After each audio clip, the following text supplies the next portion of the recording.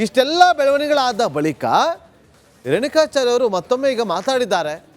ಅವರು ಏನು ಮಾತಾಡಿದ್ದಾರೆ ಅಂತೇಳಿ ನೋಡ್ಕೊಂಬೋಣ ಬನ್ನಿ. ನೀವು ಎಷ್ಟು ಜನ ಸೇರಿದ್ದೀರಾ? ಒಬ್ರು ಎತ್ತಾಳ ನೀವು ವೀಕ್ ಆಗಿದ್ರಲ್ಲ ಅವ್ರು ನಾವು ಸ್ಟ್ರಾಂಗ್ ಕಾರ್ಯಕರ್ತರು ನೋಡಲಿ ಹುಲಿಗಳು ಸಿಂಹದ ಮರಿಗಳು ಕಾರ್ಯಕರ್ತರು ನಮ್ಮ ಕಾರ್ಯಕರ್ತರು ಮುಖಂಡರು ಸಿಂಹದ ಮರಿಗಳು ಅವರು ತಾನೆ ಹುಲಿ ಸಿಂಹ. ನನಗೆ ಬಂದಿರತಕ್ಕಂಥ ಕರೆಗಳು ಎಲ್ಲವೂ ಮಿಸ್ ಕಾಲ್ ಇರ್ಬೋದು, ಬ್ಲಾಕ್ ಲಿಸ್ಟ್ ಹಾಕಿದ್ದೀನಿ. ನೀವು ಟೆಸ್ಟ್ ಮಾಡಿ ಎಷ್ಟು ಬ್ಲಾಕ್ ಲಿಸ್ಟ್ ಹಾಕಿದ್ರು ಕರೆಗಳು ಬಂದವೆ. ಆದರೆ ಈ ಕರೆಗಳು ಬ್ಲಾಕ್ ಇವರೇ ಸ್ಟೇಟಸ್ ಹಾಕಿಸಿ ಈ ರೀತಿ ನಮಗೆ ಗುಂಡಾಗಳು ಕರೆ ಮಾಡ್ತಾ ಸತ್ಯ ಇದು. ಈ ನಿನ್ನೆ ದಿವಸ ಗಣೇಶನ ದರ್ಶನ ಮಾಡಿ, ಇವತ್ತು ಆದಿಶಕ್ತಿ ತಾಯಿ ಚಾಮುಂಡಿ ದರ್ಶನ ಮಾಡಿದ್ವಿ. ನಮಗೆ ಬ್ಲ್ಯಾಕ್ ಮೇಲ್ ಮಾಡ್ತಾರೆ, ಗುಂಡಾಗಿರಿ ಮಾಡ್ತಾರೆ. ನಾವು ನಮ್ಮ ಕಾರ್ಯಕರ್ತರಿಗೆ ಹೇಳಿದರೆ ಯಾವ ರೀತಿ ನಿನ್ನ ನಂಬರ್ ಹಾಕಿ ಗೊತ್ತೈತಿ, ಅದು ಕೆಲಸ ಮಾಡಲ್ಲ. ನಿನ್ನ ಹೊಲಸು ಬಾಯಿ ಇನ್ನು ಮುಂದೆ ಅದು ಸರಿ ಮಾಡ್ಕೆ ಅಂತ ಹೇಳಿ ಹೇಳ್ತೀನಿ, ಎಚ್ಚರಿಕೆಯಲ್ಲೇ ಕೊಡ್ತೀನಿ. ಲಫುಟ್ಟನ್ ಮಕ್ಕಳು ಆಯ್ತಪ್ಪ, ನಮ್ಮ ಬಗ್ಗೆ ಲಫುಟ್ಟನ್ ಮಕ್ಕಳು ಅಂತೀವಿ, ಥರ್ಡ್ ಗ್ರೇಡ್ ಅಂತ ಹೇಳ್ತೀವಿ, ಹಂದಿ ಅಂತ ಹೇಳ್ತೀವಿ. ಆಯ್ತು, ನಾವೆಲ್ಲ ಥರ್ಡ್ ಗ್ರೇಡ್ ಪಾಪ. ಲಫುಟ್ ನಿನ್ನ ಮಕ್ಕಳ ನಿನ್ನ ಆಸ್ತಿ ಕೇಳಕ್ ಬರ್ತೀವಿ, ನಾಳೆ ಕೊಡ್ತೀಯಾ? ನಿನ್ನ ಆಸ್ತಿ ಕೇಳಕ್ ಬರ್ತೀವಿ ನಿನ್ನ ಮನೆ ಮುಂದೆ ಹೇಳ್ತಾ ಇದೀವಿ. ಅವದೊಂದು ಭ್ರಷ್ಟಾಚಾರ ನನಗೆ ಗೊತ್ತಿದೆ. ಇವತ್ತು ಮಾತ್ರಲ್ಲ, ಹೆಂಗಿಂಗ್ ಆಯ್ತು ಏನ್ ಮಾಡ್ತೀವಿ ಗೊತ್ತಿ ಹೇಳ್ತೀನಿ. ನಾವು ಇದಾದ್ರೆ ನೀವ್ಯಾರಪ್ಪ ನಮ್ಮ ವಿರುದ್ಧ ಮಾತಾಡೋರು? ಅಯೋಗ್ಯ ಜನ ತೀರ್ಮಾನ ಮಾಡಿದ್ರೆ ನೀವು ಅಯೋಗ್ಯರು. ಲಫುಟ್ಟನ್ ಮಕ್ಕಳು ಆಯ್ತಪ್ಪ, ನಮ್ಮ ಬಗ್ಗೆ ಲಫುಟ್ಟನ್ ಮಕ್ಕಳು ಅಂತೀವಿ, ಥರ್ಡ್ ಗ್ರೇಡ್ ಅಂತ ಹೇಳ್ತೀವಿ, ಹಂದಿ ಅಂತ ಹೇಳ್ತೀವಿ. ಆಯ್ತು, ನಾವೆಲ್ಲ ಥರ್ಡ್ ಗ್ರೇಡ್ ಪಾಪ. ಲಫುಟ್ ನಿನ್ನ ಮಕ್ಕಳ ನಿನ್ನ ಆಸ್ತಿ ಕೇಳಕ್ ಬರ್ತೀವಿ, ನಾಳೆ ಕೊಡ್ತೀಯಾ?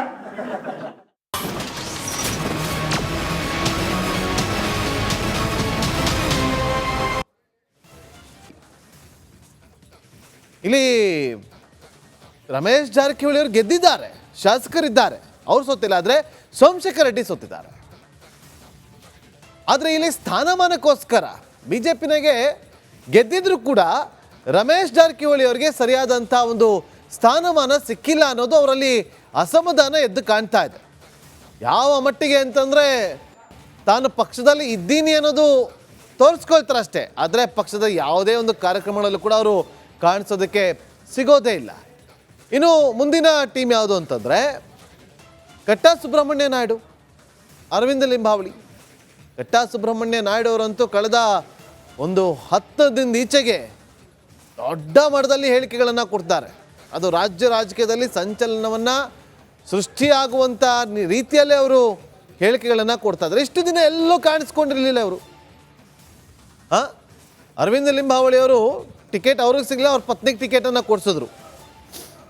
ಆದರೆ ಕಟ್ಟಾ ಸುಬ್ರಹ್ಮಣ್ಯ ನಾಯ್ಡು ಅವರು ಇಷ್ಟು ದಿನ ಎಲ್ಲಿದ್ದರು ಅಂತಲೇ ಯಾರಿಗೂ ಗೊತ್ತಿರಲಿಲ್ಲ, ಎಲ್ಲೂ ಕೂಡ ಕಾಣಿಸ್ಕೊಂಡಿರಲಿಲ್ಲ. ಈಗ ಹೇಳಿಕೆಗಳನ್ನು ಗಮನಿಸ್ತಾ ಇದ್ದೀರಿ, ಯಾವ ರೀತಿಯಾಗಿ ಹೇಳಿಕೆಗಳನ್ನು ಕೊಡ್ತಾ ಇದ್ದಾರೆ ಅಂತೇಳಿ. ಅರವಿಂದ್ ಲಿಂಬಾವಳಿಯವರು ಕೂಡ ಸಚಿವರಾಗಿದ್ದಂಥವ್ರು, ಅವ್ರಿಗೂ ಕೂಡ ಪಕ್ಷದಲ್ಲಿ ಇವತ್ತು ಸ್ಥಾನಮಾನ ಸಿಕ್ಕಿಲ್ಲ ಅನ್ನೋ ಬೇಸರ ಇದೆ. ಇನ್ನು ವಿಜೇಂದ್ರ ಅವರ ಬಣದಲ್ಲಿ ಕಾಣಿಸ್ಕೊಳ್ತಿರೋ ಯಾರು ಅಂತಂದರೆ ಒಂದು BC ಪಾಟೀಲ್, ಮತ್ತೊಂದು ಕಡೆ BP ಹರೀಶ್. ಕಳೆದ ಬಾರಿ ಸೋತಿರುವಂಥ ನಾಯಕರು.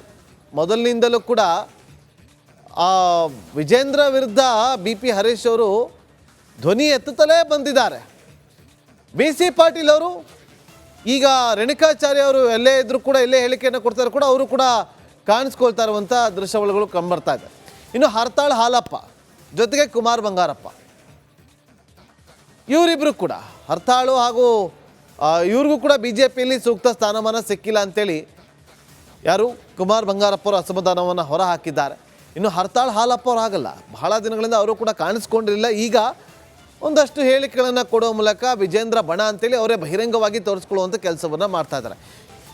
ವೀಕ್ಷಕರೇ ನೋಡಿ, ಇವತ್ತು ಇಲ್ಲಿ BJಪಿ ಪಾಳ್ಯದಲ್ಲಿ 2 ಬಣ ಆಗಿದೆ. ರಾಜ್ಯ BJಪಿ ಪಾಳ್ಯದಲ್ಲಿ ಒಂದು ವಿಜೇಂದ್ರ ಬಣ, ಮತ್ತೊಂದು ಯತ್ನಾಳ್ ಅವರ ಬಣ. ಇವರ ಬಣದಲ್ಲಿ ಒಂದಷ್ಟು ಜನ ಸ್ಥಾನಮಾನ ಇಲ್ಲದಂಥವರು, ಚುನಾವಣೆಯಲ್ಲಿ ಸೋತಂಥವರು ಈಗ ದೊಡ್ಡ ಮಟ್ಟದಲ್ಲಿ ಸದ್ದನ್ನು ಮಾಡ್ತಿದ್ದಾರೆ. ಹಾಗಾದರೆ ವಿಜೇಂದ್ರ ಬಣದಲ್ಲಿರುವಂಥವ್ರು ಯಾರ್ಯಾರು, ಯತ್ನಾಳ್ ಅವರ ಬಣದಲ್ಲಿ ಕಾಣಿಸ್ಕೊಳ್ತಿರೋದು ಯಾರು, ಕ್ವಿಕ್ಕಾಗಿ ನೋಡ್ತಾ ಹೋಗೋಣ ಬನ್ನಿ. ನೋಡಿ, ಇಲ್ಲಿ ಪ್ರಮುಖವಾಗಿ ಇವತ್ತು ಯಾವಾಗ ವಕ್ಫ್ ವಿಚಾರವಾಗಿ ಬೇರೆ ಬೇರೆಯಾಗಿ ಹೋರಾಟಗಳು ಶುರುವಾಯಿತು, ಅಲ್ಲಿ ಯತ್ನಾಳ್ ಅವರ ಕೊಟ್ಟಂಥ ಹೇಳಿಕೆಗಳು ಒಂದಷ್ಟು ಜನರನ್ನು ಕೆರಳಿಸುವಂತಾಯಿತು, ಅನೇಕ ಜನರನ್ನು ಕೆರಳಿಸುವಂತಾಗಿತ್ತು. ತಕ್ಷಣ ಅಲರ್ಟ್ ಆಗುವಂಥ ಇಲ್ಲಿ ರೇಣುಕಾಚಾರ್ಯ ಅಂಡ್ ಟೀಮ್ ಯತ್ನಾಳ್ ವಿರುದ್ಧನೇ ಅವರು ಕೆಂಡ ಕಾರ್ದಕ್ಕೆ ಶುರು ಮಾಡ್ತಾರೆ. ನೋಡಿ, ಇಲ್ಲಿ ಇಬ್ಬರು ಕೂಡ ಸೋತಂತವ್ರು. ಯಾವ ರೀತಿಯಾಗಿ ಅಂತ ಹೇಳ್ತೀವಿ. ಒಂದು MP ರೇಣುಕಾಚಾರ್ಯ ಅವರು ಸೋತರು ಕಳೆದ ಬಾರಿ ಚುನಾವಣೆಯಲ್ಲಿ ಹೊನ್ನಾಳಿ ಕ್ಷೇತ್ರದಿಂದ, ಇವರು ಸೋತಿದ್ದಾರೆ. ಮತ್ತೊಂದು ಕಡೆ JM ಸಿದ್ದೇಶ್ವರ್ ಅವ್ರಿಗೆ ಟಿಕೆಟ್ ಸಿಗಲಿಲ್ಲ, ಅಂದರೆ ಪತ್ನಿಗೆ ಟಿಕೆಟ್ ಕೊಟ್ಟರು, ಪತ್ನಿಗೆ ಟಿಕೆಟ್ ಕೊಡಿಸಿದ್ರು. ಆದರೆ ಲೋಕಸಭಾ ಚುನಾವಣೆಯಲ್ಲಿ ಪತ್ನಿ ಕೂಡ ಸೋಲುವಂತಾಗಿತ್ತು.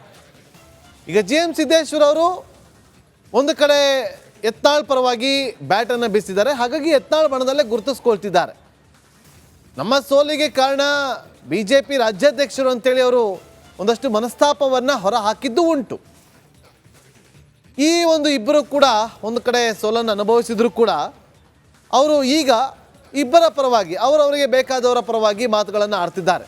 ಇನ್ನು ನೆಕ್ಸ್ಟ್ ಟೀಮ್ ಸೋಮಶೇಖರ್ ರೆಡ್ಡಿ ಜೊತೆಗೆ ರಮೇಶ್ ಜಾರಕಿಹೊಳಿ. ಇಲ್ಲಿ ರಮೇಶ್ ಜಾರಕಿಹೊಳಿ ಅವರು ಗೆದ್ದಿದ್ದಾರೆ, ಶಾಸಕರಿದ್ದಾರೆ, ಅವ್ರು ಸೋತಿಲ್ಲ. ಆದರೆ ಸೋಮಶೇಖರ್ ರೆಡ್ಡಿ ಸೋತಿದ್ದಾರೆ. ಆದರೆ ಇಲ್ಲಿ ಸ್ಥಾನಮಾನಕ್ಕೋಸ್ಕರ BJPನಾಗೆ ಗೆದ್ದಿದ್ರು ಕೂಡ ರಮೇಶ್ ಜಾರಕಿಹೊಳಿ ಅವರಿಗೆ ಸರಿಯಾದಂಥ ಒಂದು ಸ್ಥಾನಮಾನ ಸಿಕ್ಕಿಲ್ಲ ಅನ್ನೋದು ಅವರಲ್ಲಿ ಅಸಮಾಧಾನ ಎದ್ದು ಕಾಣ್ತಾ ಇದೆ. ಯಾವ ಮಟ್ಟಿಗೆ ಅಂತಂದರೆ ತಾನು ಪಕ್ಷದಲ್ಲಿ ಇದ್ದೀನಿ ಅನ್ನೋದು ತೋರಿಸ್ಕೊಳ್ತಾರೆ ಅಷ್ಟೇ, ಆದರೆ ಪಕ್ಷದ ಯಾವುದೇ ಒಂದು ಕಾರ್ಯಕ್ರಮಗಳಲ್ಲೂ ಕೂಡ ಅವರು ಕಾಣಿಸೋದಕ್ಕೆ ಸಿಗೋದೇ ಇಲ್ಲ. ಇನ್ನು ಮುಂದಿನ ಟೀಮ್ ಯಾವುದು ಅಂತಂದರೆ ಕಟ್ಟಾ ಸುಬ್ರಹ್ಮಣ್ಯ ನಾಯ್ಡು, ಅರವಿಂದ ಲಿಂಬಾವಳಿ. ಕಟ್ಟಾ ಸುಬ್ರಹ್ಮಣ್ಯ ನಾಯ್ಡು ಅವರಂತೂ ಕಳೆದ ಒಂದು 10 ದಿನದ ಈಚೆಗೆ ದೊಡ್ಡ ಮಟ್ಟದಲ್ಲಿ ಹೇಳಿಕೆಗಳನ್ನು ಕೊಡ್ತಾರೆ. ಅದು ರಾಜ್ಯ ರಾಜಕೀಯದಲ್ಲಿ ಸಂಚಲನವನ್ನು ಸೃಷ್ಟಿಯಾಗುವಂಥ ರೀತಿಯಲ್ಲೇ ಅವರು ಹೇಳಿಕೆಗಳನ್ನು ಕೊಡ್ತಾ ಇದ್ದಾರೆ. ಇಷ್ಟು ದಿನ ಎಲ್ಲೂ ಕಾಣಿಸ್ಕೊಂಡಿರಲಿಲ್ಲ ಅವರು. ಅರವಿಂದ ಲಿಂಬಾವಳಿ ಅವರು ಟಿಕೆಟ್ ಅವ್ರಿಗೆ ಸಿಗಲಿಲ್ಲ, ಅವ್ರ ಪತ್ನಿಗೆ ಟಿಕೆಟನ್ನು ಕೊಡಿಸಿದ್ರು.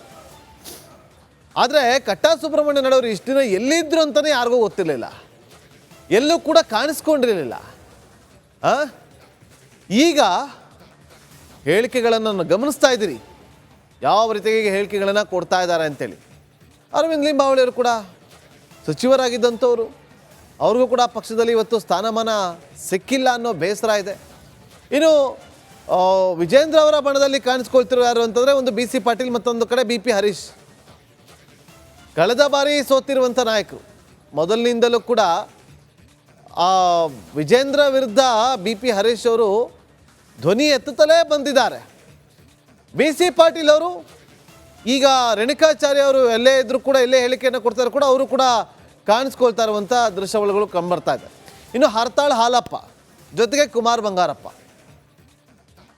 ಇವರಿಬ್ಬರು ಕೂಡ ಹರ್ತಾಳು ಹಾಗೂ ಇವ್ರಿಗೂ ಕೂಡ BJPಯಲ್ಲಿ ಸೂಕ್ತ ಸ್ಥಾನಮಾನ ಸಿಕ್ಕಿಲ್ಲ ಅಂತೇಳಿ ಯಾರು ಕುಮಾರ್ ಬಂಗಾರಪ್ಪ ಅವರು ಅಸಮಾಧಾನವನ್ನು ಹೊರ ಹಾಕಿದ್ದಾರೆ.